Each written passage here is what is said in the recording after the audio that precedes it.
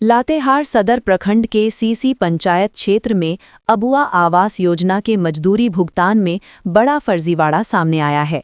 लगभग 20 लाभुकों के नाम पर 10,500 से 23,000 रुपये तक की मजदूरी निकाल ली गई, जबकि कई लोगों ने घर का निर्माण शुरू भी नहीं किया था। सामाजिक कार्यकर्ताओं ने ऑनलाइन स्टेटस चेक कर घोटाले का खुलासा किया। शिकायत पर बीडीओ मनोज तिवारी ने मामले की जांच शुरू कर दी है और दोषियों पर कार्रवाई का आश्वासन दिया है। झारखंड में जेएमएम, कांग्रेस और राजद की सरकार इस समय बिना समन्वय समिति के काम कर रही है, क्योंकि 2022 में बनी कोऑर्डिनेशन कमेटी का कार्यकाल खत्म हो चुका है। कांग्रेस व राजद नेताओं ने कहा कि गठबंधन की सुचारू कार्यप्रणाली के लिए नई समिति जरूरी है। उनका कहना है कि शीतकालीन सत्र खत्म होते ही सीएम हेमंत सोरेन सहयोगी दलों के साथ बैठक कर नई कमेटी गठित करेंगे। झामुमो ने भी संकेत दिया है कि जल्द फैसला लिया जा सकता है। बोकारो के गोमिया थाना क्षेत्र में ललपनिया घाटी के पास 2 बाइकों की जोरदार टक्कर में 2 युवकों की मौके पर ही मौत हो गई। मृतकों की पहचान रवि प्रसाद 38 और मंशू महली 16 के रूप में हुई है। हादसे में 3 लोग घायल हुए हैं, जिन्हें गोमिया सीएचसी से बोकारो सदर अस्पताल रेफर किया गया। टक्कर इतनी तेज थी कि एक 4 साल का बच्चा सड़क किनारे गिर गया, हालांकि वो सुरक्षित है। प्रशासन ने मामले की जांच शुरू कर दी है। देवघर में बिहार के समाजसेवी आशुतोष कुमार के भाई मनीष कुमार की एसयूवी की टक्कर से मौत के बाद मामला तूल पकड़ता जा रहा है। परिजनों ने झामुमो के युवा नेता राहुल चंद्रवंशी पर नशे की हालत में जानबूझकर कुचलने और मदद रोकने का गंभीर आरोप लगाया है। मृतक के भाई ने इसे साजिशन हत्या बताया और सरकार व पुलिस पर सवाल उठाए हैं। पुलिस का कहना है कि आवेदन मिलने के बाद सीसीटीवी फुटेज के आधार पर सख्त कार्रवाई की जाएगी। खूंटी के तोरपा थाना क्षेत्र स्थित बाबा आमरेश्वर धाम क्रशर प्लांट के सामने बाइक सवार अपराधियों ने 3 राउंड फायरिंग की। हैरानी की बात यह है कि मौके पर पुलिस की तैनाती के बावजूद अपराधी आराम से फरार हो गए।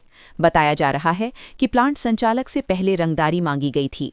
पुलिस ने घटना की जांच शुरू कर दी है और कई जगह छापेमारी की जा रही है। दुमका शहर के टीन बाजार चौक स्थित धर्मस्थान मंदिर में चोरों ने मां दुर्गा के चांदी के आभूषण और पीतल के पूजा बर्तन चोरी कर लिए। पूरी वारदात सीसीटीवी कैमरे में कैद हो गई है, जिसमें चोर का चेहरा साफ नजर आ रहा है। घटना को लेकर एसडीपीओ मौके पर पहुंचे और फुटेज की जांच शुरू की। मंदिर कमेटी ने सुरक्षा बढ़ाने और जल्द गिरफ्तारी की मांग की है।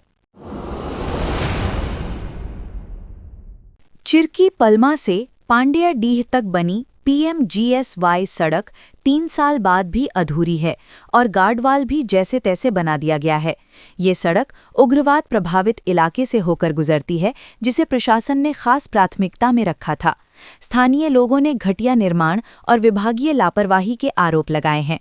विभाग के जेई ने कहा है कि बाकी कार्य जल्द पूरा कराया जाएगा और गड़बड़ियों को सुधारा जाएगा।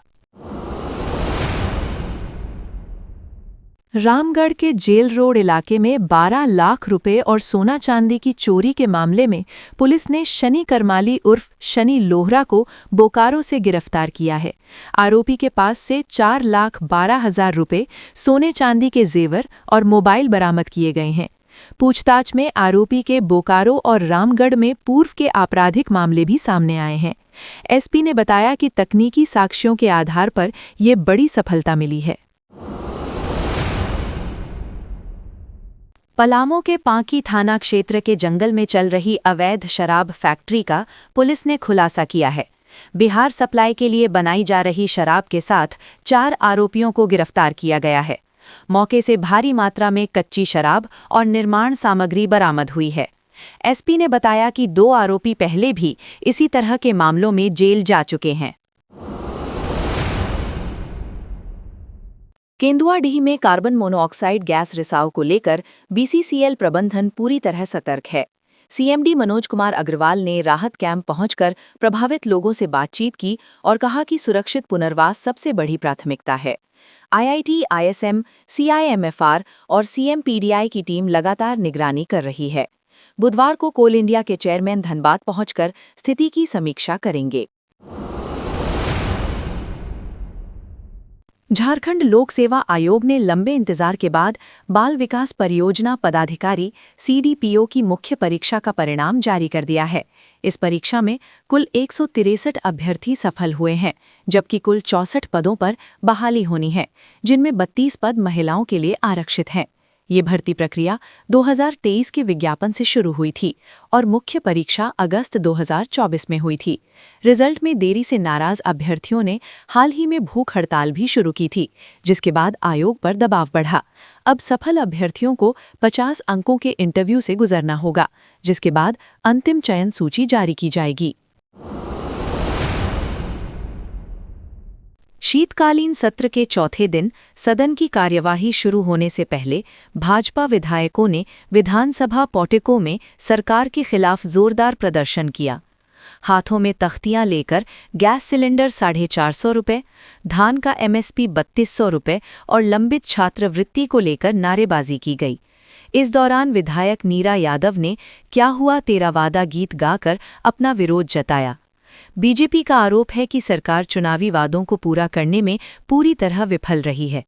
वहीं सत्ता पक्ष ने छात्रवृत्ति और स्थानीय नीति के मुद्दे पर केंद्र सरकार को जिम्मेदार ठहराया। ऑल इंडिया टाइगर एस्टिमेशन के तहत झारखंड में 15 दिसंबर से बाघों की गिनती शुरू होगी, जो 4 चरणों में अप्रैल तक चलेगी। राज्य को 6 रीजन में बांटा गया है, जिसमें पलामू टाइगर रिजर्व प्रमुख केंद्र होगा। PTR क्षेत्र में 700 कैमरे लगाए गए हैं और पूरे राज्य में 1600 फॉरेस्ट गार्ड तैनात किए जाएंगे। इस बार पहली बार बाघों के साथ साथ गिद्ध और हाथियों की भी गिनती की जाएगी। टाइगर एस्टिमेशन का पूरा डेटा डिजिटल रूप से तैयार किया जाएगा और 29 जुलाई को टाइगर डे पर रिपोर्ट जारी होगी। सुप्रीम कोर्ट ने साहिबगंज जिले में कथित अवैध पत्थर खनन मामले में झारखंड सरकार की याचिका खारिज कर दी है और हाई कोर्ट की CBI जांच के आदेश को बरकरार रखा है। अब करीब 1250 करोड़ के इस कथित घोटाले की जांच CBI करेगी। विपक्ष ने इस फैसले का स्वागत करते हुए बड़े खुलासे की उम्मीद जताई है। जदयू विधायक सरयू राय ने कहा कि इस जांच से कई सफेदपोश बेनकाब होंगे। वहीं सत्ता पक्ष ने सुप्रीम कोर्ट के फैसले को स्वीकार करते हुए इस पर कोई टिप्पणी करने से परहेज किया है। विधानसभा में प्रश्नकाल के दौरान भाजपा विधायक शत्रुघ्न महतो ने अबुआ आवास योजना का मुद्दा जोरदार ढंग से उठाया। उन्होंने कहा कि गरीबों ने झुग्गी तोड़कर घर बनाना शुरू किया, लेकिन अगली किश्त न मिलने से निर्माण अधूरा है और लोग सड़क पर रहने को मजबूर हैं। जवाब में ग्रामीण विकास मंत्री दीपिका पांडे सिंह ने बताया कि अब तक 6.33 लाख आवास स्वीकृत किए जा चुके हैं और 4.92 लाख लाभुकों को पहली किश्त दी गई है। मंत्री ने कहा कि इस साल 3000 करोड़ का प्रावधान किया गया है और निर्माण की प्रगति के अनुसार राशि दी जा रही है। साथ ही केंद्र से प्रधानमंत्री आवास की राशि बढ़ाने की मांग भी की गई है। पलामू जिले में इस साल धान की पैदावार लक्ष्य से ज्यादा हुई है और 51,000 हेक्टेयर से अधिक क्षेत्र में धान की रोपनी हुई है। अब 15 दिसंबर से जिले में 52 धान क्रय केंद्रों पर सरकारी खरीद शुरू होगी। इस बार पहली बार सभी केंद्रों पर CCTV कैमरे लगाए जाएंगे। जिला आपूर्ति पदाधिकारी प्रीति किस्कू ने बताया कि किसानों को बेहतर सुविधा देने के लिए गोदाम की सफाई और भंडारण की पूरी तैयारी कर ली गई है। अच्छी पैदावार के बाद किसान अब सरकारी खरीद का इंतजार कर रहे हैं। मुख्यमंत्री हेमंत सोरेन की अध्यक्षता में सिडको फेड की चौथी बोर्ड बैठक हुई, जिसमें किसानों की आय बढ़ाने और वनोपज को बढ़ावा देने पर चर्चा हुई। सीएम ने किसानों के लिए विशेष मोबाइल ऐप और कृषि पोर्टल विकसित करने का निर्देश दिया। उन्होंने कहा कि इससे किसान सीधे बाजार से जुड़ सकेंगे और बिचौलियों की भूमिका खत्म होगी। महुआ, लाह, तसर, कोदो, कुटकी जैसे उत्पादों के मार्केटिंग और प्रोसेसिंग को भी मजबूत किया जाएगा। सरकार का लक्ष्य किसानों को आत्मनिर्भर बनाना है। झारखंड विधानसभा में राजभवन का नाम बदलने का प्रस्ताव रखा गया है।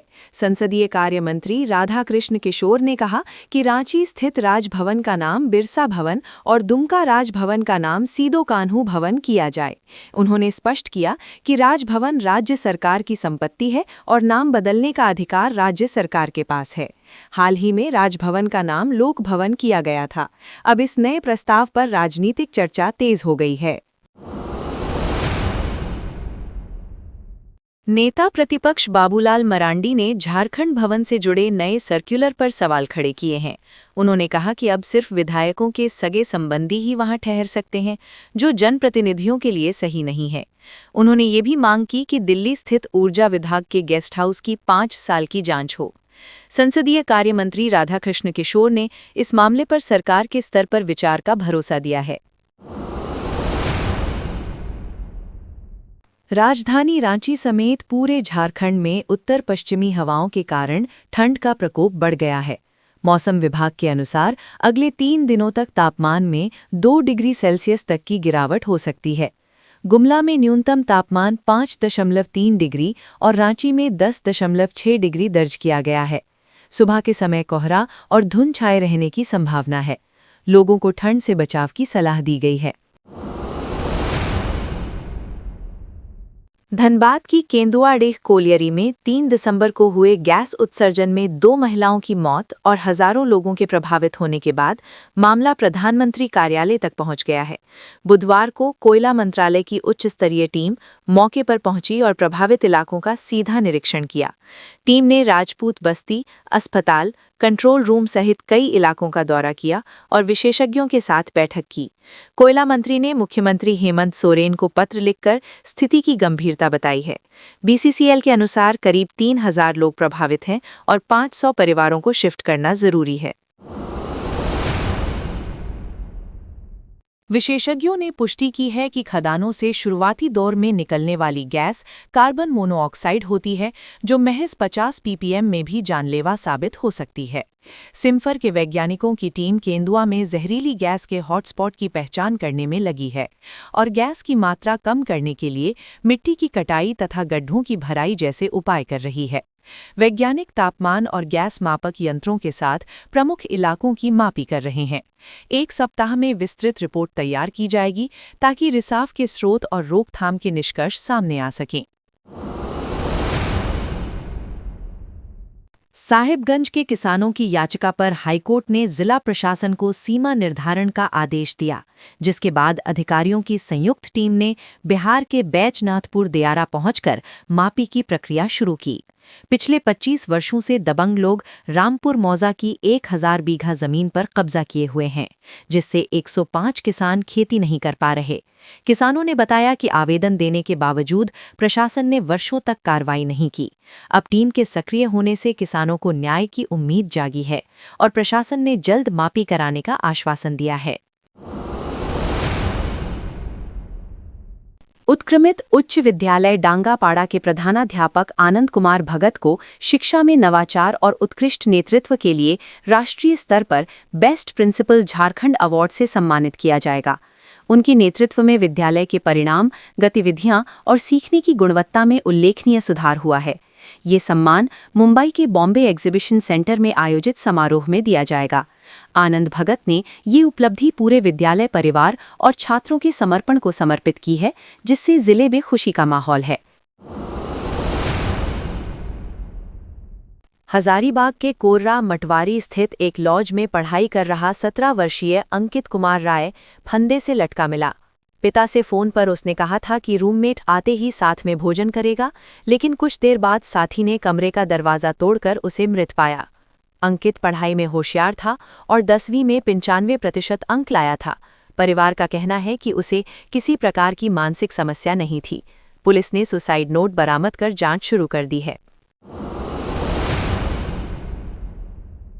एसीबी की जांच में खुलासा हुआ है कि महुआ प्लेन ब्रांड की घटिया शराब सप्लाई कर राज्य सरकार को 136 करोड़ रुपए का नुकसान पहुंचाया गया।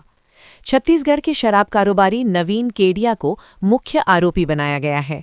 जांच में पाया गया कि उनकी कंपनी ने नियमों का उल्लंघन कर खराब गुणवत्ता की शराब सप्लाई की, जिसमें संदिग्ध पदार्थ भी मिले। इससे स्वास्थ्य पर गंभीर असर की आशंका जताई गई है।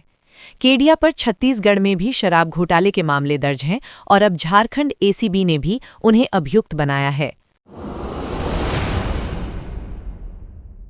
वित्त मंत्री राधाकृष्ण किशोर ने विधानसभा में कहा कि केंद्र सरकार झारखंड का 28,863 करोड़ रुपए बकाया रखे हुए हैं, जिससे राज्य योजनाएं प्रभावित हुई हैं। उनका कहना है कि केंद्र राशि दे देता तो उज्ज्वला 65 लाख उपभोक्ताओं को 450 रुपए प्रति सिलेंडर की राहत दी जा सकती थी। मंत्री ने स्पष्ट किया कि राज्य विकास कार्यों के लिए 16,800 करोड़ का ऋण लेने की तैयारी कर चुका है। सदन में 7,721 करोड़ का द्वितीय अनुपूरक बजट भी पारित किया गया, जिसमें महिला और बाल विकास योजनाओं के लिए सबसे अधिक राशि आवंटित की गई।